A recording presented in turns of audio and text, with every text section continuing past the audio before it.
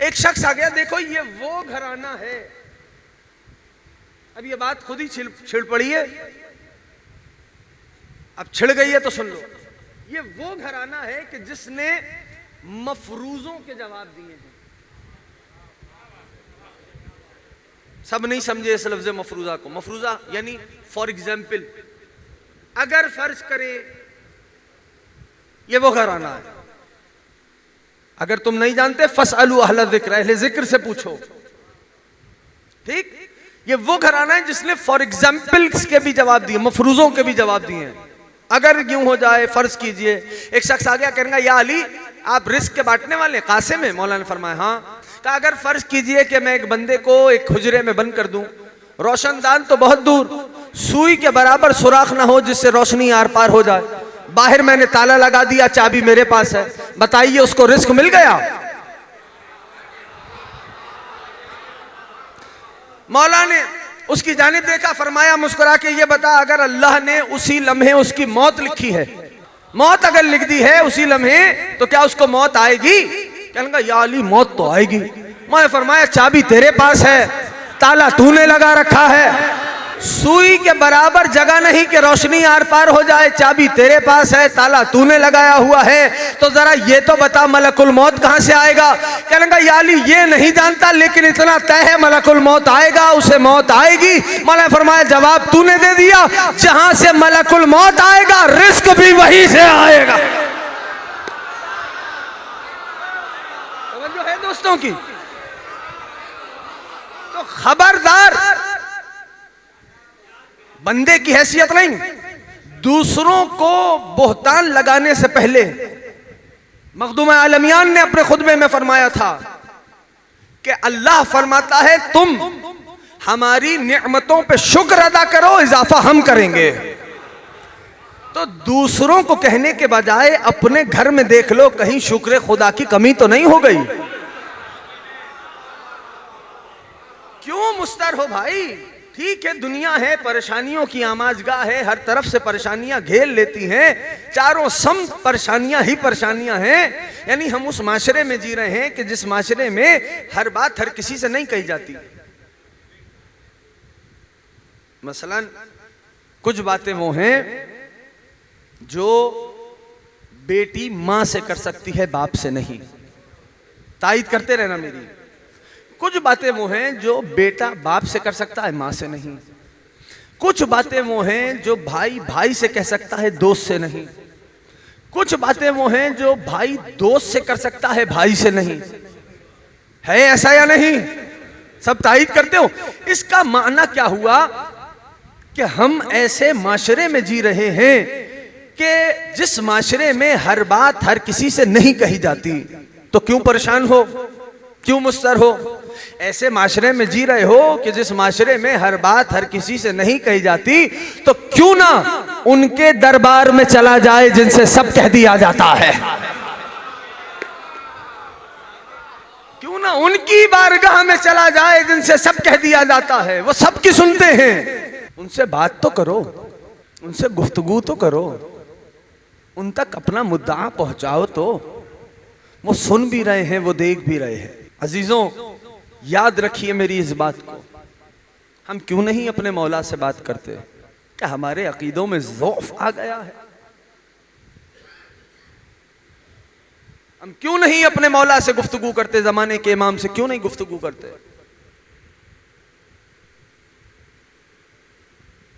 यानी 24 घंटे गुजर जाते हैं हम अपने सैयद को सलाम तक नहीं करते। मुझे माफ कर देना, बात आज ये चल पड़ी। अब खुदा मिंबर पे बैठा हूं, मिंबर पढ़वाता है। ऐसा क्यों है? जवानों बच्चों से कह रहा हूं, एक बार तो अपने साहिब को सलाम करो। वो देख रहे हैं, वो सुन रहे हैं। एक शख्स आया, एक हस्ती है, सुनेंगे इसी बात को बढ़ाऊं बदलूं। एक हस्ती है, अच्छा कोई शिया ऐसा नहीं जो इस नाम से वाकिफ ना हो। उनका इसमें गिरामी है शेख मुफीद रहमतुल्लाह अलैह। सुना है ना? हाँ, सबने सुना है ना? इनकी कब्र कहाँ है? बाबुल हवाइज मौला मूसा इब्न जाफर के हरम में, काज़मैन में। ठीक, शेख मुफीद। शेख मुफीद के साथ एक और कब्र है, वो है इब्ने कौलवे रहमतुल्लाह अलैह की। बहुत बड़ी हस्ती है, बहुत बड़ी हस्ती। उन्होंने एक किताब लिखी मशहूर ज़माना, उस किताब का नाम है कामिलुज़ ज़ियारात। यानी फ़ुक़हा भी मकाम फतवा पे उस किताब का इस्तेमाल करते हैं, को आम किताब नहीं है, कामिलुज़ ज़ियारात। बहरहाल शेख मुफीद रहमतुल्लाह अलैह की हस्ती बहुत बड़ी है। इमाम की, मेरे ज़माने के इमाम की 2 गैबतें हैं। सुनेंगे तो सुनाऊं सबको, नहीं तो 2 गैबतें हैं ज़माने के इमाम की। एक गैबत कुबरा है, एक गैबत शादबाश। दिल खुश होता है जब जवान और बच्चे बोलते हैं। एक गैबत कुबरा, एक गैबत शादबाश। गैबत सुगरा का एरा शुरू होता है 260 हिजरा, 260 हिजरा, और गैबत सुगरा का जमाना खत्म होता है 329 हिजरा, 329 हिजरा बाय 10th of शवाल। गैबत कुबरा का आगाज हो जाता है, गैबत सुगरा खत्म। गैबत सुगरा वो जमाना है, तेजी तेजी से सुनाऊं, गैबत सुगरा वो जमाना है कि जिस जमाने में इमाम से मुलाकात का इम्कान है। गैबत कुबरा जो 329 से शुरू हुई और आज तक जारी है, और परवरदिगार जानता है कि कब तक रहेगी। इमाम से मुलाकात का इम्कान खत्म हो गया। इन्वर्टेड कॉमास में एक जुमला कह रहा हूं ताकि बच्चे और जवान मुतवज्जे हो। हम नहीं मिल सकते, वो जिससे चाहे मिल ले। अल्लाहुम्मा सल्ली अला मुहम्मदिन व आले मुहम्मद। गौर कर रहे हैं सारे। गैबत कुबरा का ज़माना। इमाम अलैहिस्सलातु वस्सलाम ने जो लेटर्स लिखे, किसी ने खत लिखा, उसके जवाब में जो इमाम ने लिखा, तहरीर फरमाया, उन लेटर्स को चूंकि अदब मलहूज रहना है तो इसलिए उनको लेटर्स नहीं कहा जाता, उनको कहा जाता है तौक़ी मुबारक। क्या कहते हैं? ते वाव 2 नुक्ते वाला काफ, ये और ऐन, क्या कहते हैं? शादबाश, तौक़ी, जो जमाने के साहिब ने तहरीर फरमाया। गैबत सुगरा और कुबरा समझ गए? हाँ? गैबत सुगरा में तो तौक़ी मुबारक मौला ने लिखी। अब जब गैबत कुबरा शुरू हुई, ये तमीज मैं किसी वजह से बांध रहा हूं, सोच के नहीं आया था, लेकिन बहरहाल बात हो गई तो बयान कर रहा हूं। गैबत कुबरा के जमाने में भी मेरे साहिब ने 2 बार तौक़ी मुबारक शेख मुफीद को लिखी। थोड़ा सा साथ देना मेरे बच्चों, ठीक है ना? अभी हम आएंगे अपने माहौल पे, लेकिन इसको जरा संभाल के सुनते चले आओ। गैबत कुबरा के जमाने में मेरे साहिब ने 2 बार तौक़ी मुबारक शेख मुफीद रहमतुल्लाह अलैह को लिखी। जानते हो शेख मुफीद को इमाम ने क्या कहा? मिंबर से कह रहा हूं जुमला। शेख मुफीद को इमाम ने, मेरे जमाने के साहिब ने क्या फरमाया? मौला फरमाते हैं अल अख़ुस सदीद अल शेखुल मुफीद। तर्जुमा मैं करता हूं, तर्जुमे पे आप पहुंच गए तो इसी बात को बढ़ाऊंगा, नहीं तो फिर किसी और समत पे निकल पड़ेंगे, ठीक है? अल अख़ कौन कह रहा है? मेरे साहिब, जिसकी हम और तुम रैयत हैं। अल अख़ुस सदीद अश-शेखुल मुफीद। तर्जुमा करूं? ए मेरे बिरादर हिदायत याफ्ता शेख मुफीद। नहीं पहुंचा, आज जाफर तैयार रह गया। ना ना ना, मैं समझाता हूं, जो हम तन्हा नहीं छोड़ूंगा। जरा सुनो, कौन कह रहा है? जमाने के इमाम। मैं मिसाल देके समझाता हूं ताकि सब जुड़े और फिर हम अपनी अगली मंजिल तय करें। कौन कह रहा है? मेरे जमाने के इमाम अल अख़ुस सदीद अल शेखुल मुफीद। ऐ मेरे बिरादर हिदायत याफ्ता शेख मुफीद। अरे हम उस माशरे में जी रहे हैं कि इलाके का काउंसलर अगर मोहल्ले में आके किसी को अपना भाई कह दे तो उसका सीना हल्का नहीं होता।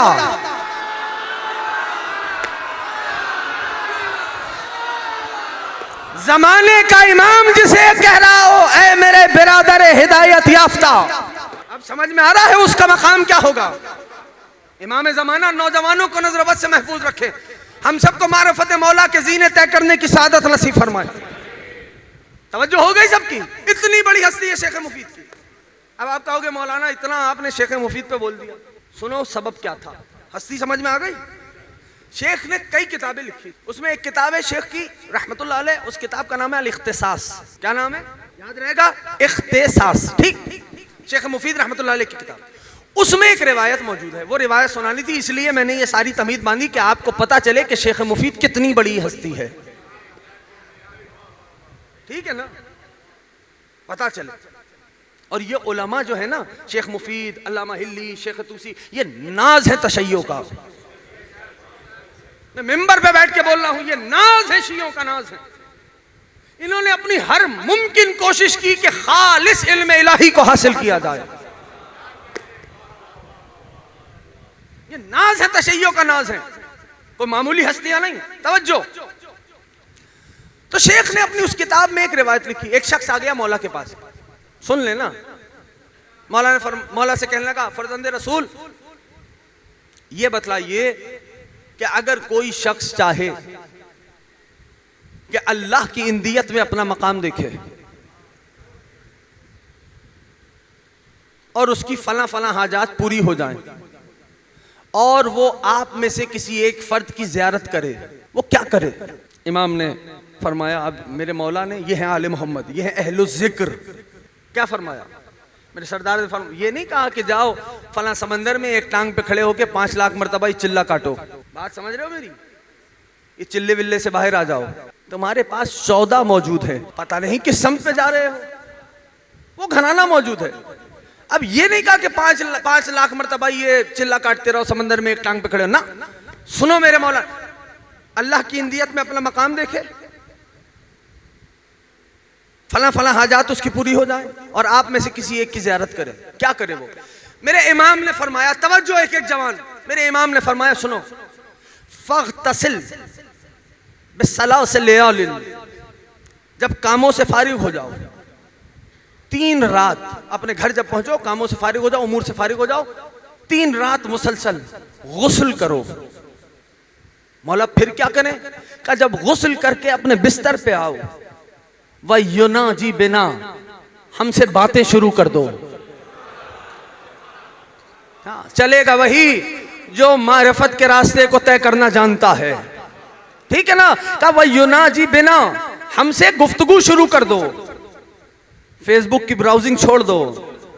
रात में जब बिस्तर पे आ जाओ तो अपने मौला को सलाम करो, अपने मौला से बातें करो। का वयुना जी बिना, अरबी इसलिए पढ़ रहा हूं ताकि और इत्मीनान हो जाए कि किताब ही से पढ़ रहा हूं। युनाजी बिना, हमसे सरगोशियां शुरू कर दो। मौला फिर क्या करें? का सरगोशियां करते करते सो जाओ। ये उसके लिए है कि जिसके कल्ब और रूह में आले मोहम्मद उतरे हुए हैं, जिसकी जबान पे अटके हुए हैं, उसके लिए नहीं है। मिंबर से कह रहा हूं, मिंबर से। वो अलग बात है, वो करीम इतने हैं कि सबको दे देते हैं। का ये काम करते, हमसे गुफ्तगू करते करते सो जाओ। मौला फिर होगा क्या? 3 रोज मुसलसल ये करो, अल्लाह की इंदियत में अपना मकाम भी देख लोगे, मसाइल का हल भी मयसर आ जाएगा और हम में से किसी एक की ज़ियारत भी कर लोगे। क्या कर दिया आले मोहम्मद ने, इतना आसान। अब रावी का सवाल, जिसके लिए मैंने ये रिवायत आपको सुनाई, अब सुनिए, अधूरा पैगाम ना पहुंचाइएगा, पैगाम मुकम्मल पहुंचाइएगा। मौला, अगर कोई शख्स, किताब में गुनाह लिखे, मैं नाम नहीं ले रहा, कोई शख्स फला फला फला गुनाह करता हो और उसके बाद भी वो ये दावा करे कि आप में से किसी एक का दीदार किया, क्या ये मुमकिन है? शेख मुफीद ने अपनी किताब में लिखा, हवाला दे चुका। मौला फरमाते हैं, सुन, तवज्जो, उसका फला फला फला गुनाह करना उसके दीन को फासिद नहीं करता, हमारा छोड़ देना उसके दीन को फासिद करता है। तवज्जो रखो, एक एक जवान जो नहीं बोल रहा, मैं उसको भी साथ लेता हूं, ऐसे नहीं छोड़ूंगा। ये जिक्र है, वहां जिम्मेदारी भी है मेरी। सुनना, ये बात सुनना, मैं अपनी जिम्मेदारियों को समझता हूं, इस बात को गौर से सुनना अजीजों। मौला ने क्या फरमाया? अगर कोई शख्स फला फला फला गुनाह भी करता हो और उसके बाद ये दावा करे कि उसने हमारा दीदार किया, तो उसका वो फला फला फला गुनाह करना उसके दीन को फासिद नहीं करता, हमारा छोड़ देना उसके दीन को फासिद करता है। अब ये जो जुमला कह रहा हूं, ये पैगाम है, पैगाम पहुंचाओगे आगे ना? जो नहीं बोल रहा पहुंचाओगे? तो भाई अपने दोस्तों को यही समझाना है मैंने कि दुनिया को गुनाह से नफरत सिखाओ, गुनाहगारों से नफरत ना सिखाओ।